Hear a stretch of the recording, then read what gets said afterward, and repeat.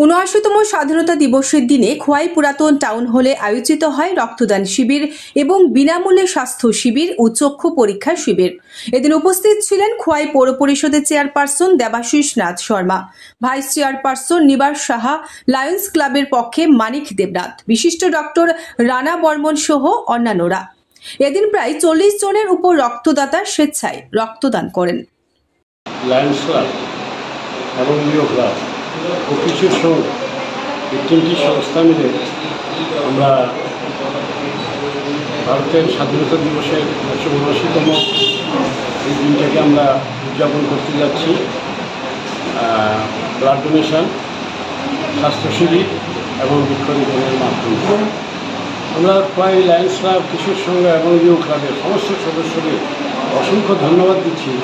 এমন একটা দিনে সবাই যার যার হাত বাড়িয়ে দিয়েছে।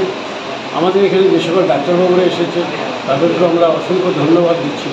এই আজকের দিনেও তারা বাড়িঘরে না থেকে আমাদের এখানে এসে তাদের ব্যুরো রিপোর্ট, নিউজ নাগেশ্বরী।